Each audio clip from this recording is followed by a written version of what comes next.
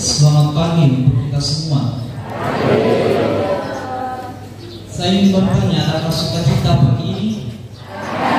Adakah sukacita pagi ini? Yang kedua, adakah sukacita? Orang bilang tanda sukacita itu kalau kita bisa bersenyum. Saya meminta kita semua untuk balik kanan, hadap ke kanan, tengok kiri kanan, depan belakang. Berikan senyuman termanis kepada orang yang ada di samping belakang. Tanda bahwa kita semua bersukacita hari ini. Para pastor, sista, Pak, Bapak Ibu, teman-teman muda, adik-adik sekalian, ada sebuah lagu seperti ini, sepenggal saya.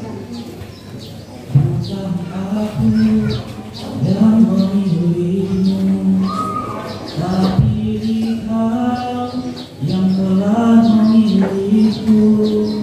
Lanjutannya silakan mengerti. Lagu ini terinspirasi dari sebuah kutipan ayat kitab suci dari Injil Yohanes pasal 15 ayat 16a yang bunyinya seperti ini. Bukan kamu yang memilih aku, tetapi akulah yang memilih kamu.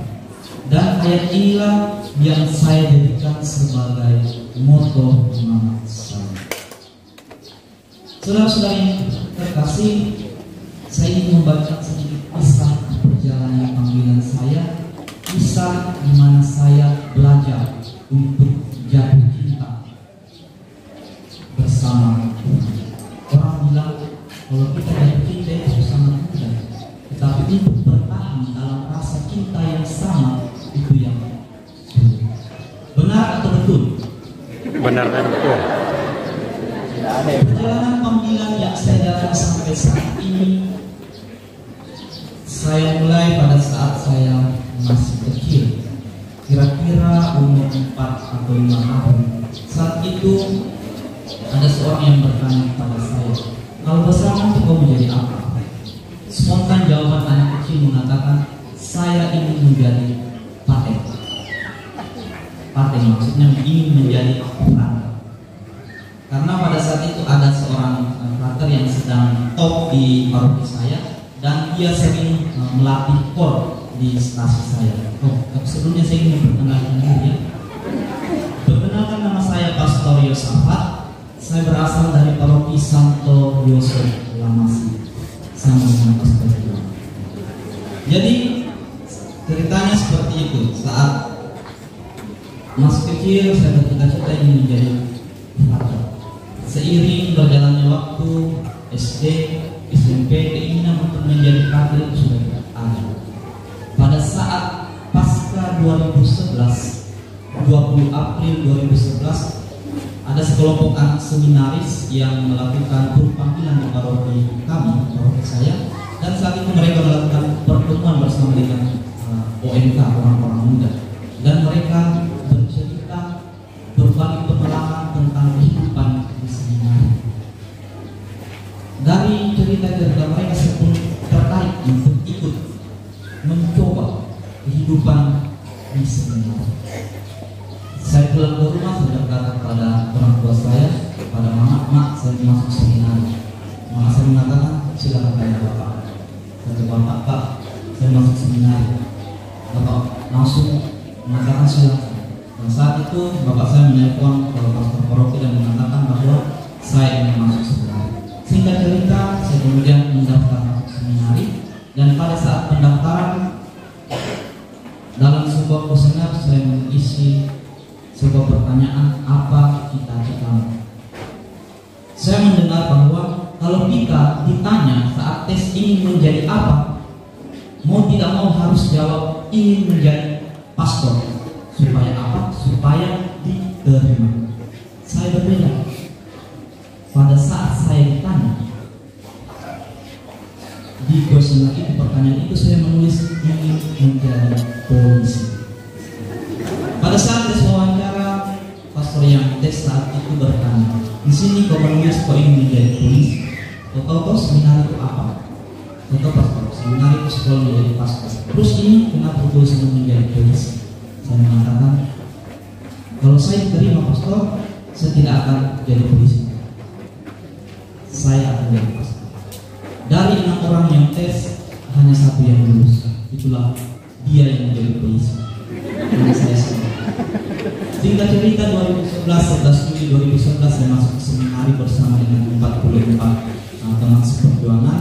Hari-hari saya lalui, hari pertama, minggu pertama itu setiap malam itu di dormi di tempat tidur itu selalu ada suara tikus.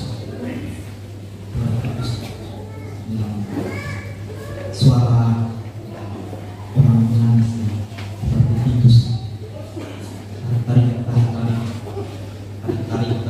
Tarik ini kan, seperti orang menangis.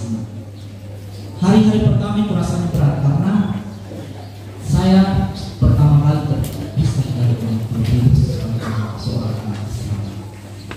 1 tahun, 2 tahun, dan 3 tahun. Akhirnya kami diminta untuk memutuskan ini. Saya kemudian bertanya-tanya, dan saya tidak menemukan alasan untuk mundur dari dalam panggilan. Saya memutuskan lanjut, dan saat itu kami kemudian masuk ke seminaritor, dan seminaritor kurang lebih 1 bulan dan 1 tahun kami di sana untuk menjadi seorang calon imam yang baik. Dan pada bulan terakhir saat retret akhir tahun, saya kembali diteguhkan oleh kata-kata pembimbing pada saat itu yang mengatakan, jika kamu merasa bahagia, jika kamu merasa nyaman dan enjoy dengan apa yang kamu pilih dan jalan saat ini, yakin dan percaya bahwa itu adalah dunia, itu adalah pilihan yang terbaik. Dan saya selama 4 tahun merasa bahwa saya merasa nyaman dengan panggilan ini.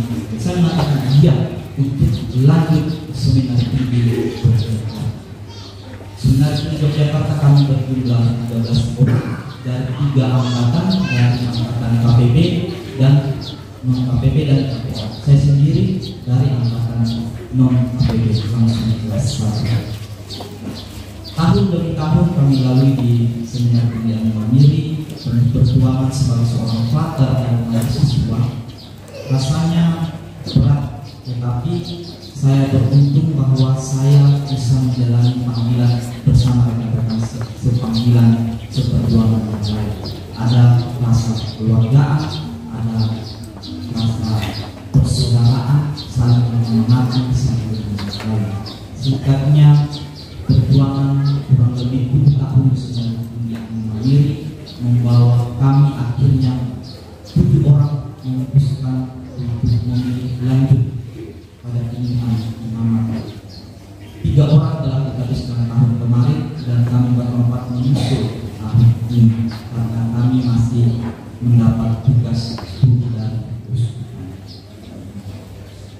Bapak Ibu saudara-saudari yang terkasih, satu hal yang ingin saya katakan, yang saya refleksikan di dalam panggilan hidup saya, secara khusus saya pribadi merasa beruntung, merasa diberkati, merasa dirahmati oleh Tuhan, bahwa dari awal tes 6 orang lulus 1, masuk 44 orang, akhirnya yang sampai pada imamat hari ini yakni tinggal 1 orang yang dulunya ingin menjadi polisi, dan itulah saya dari angkatan tanpa KPB.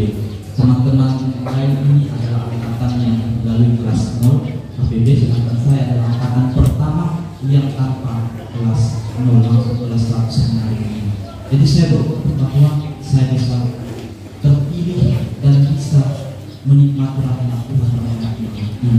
Dari hal ini saya ingin berefleksi bahwa saya sampai saat ini bukan pertama-tama bahwa saya adalah yang terbaik, bukan, tetapi semuanya adalah rahmat Tuhan.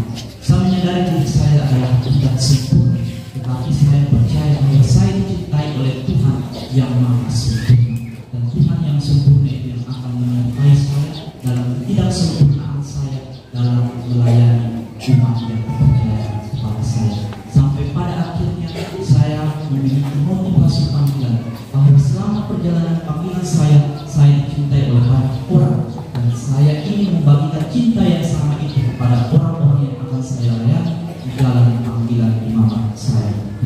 Satu quotes yang saya selalu katakan kepada diri saya seperti ini: jangan biarkan kakimu lelah untuk melangkah.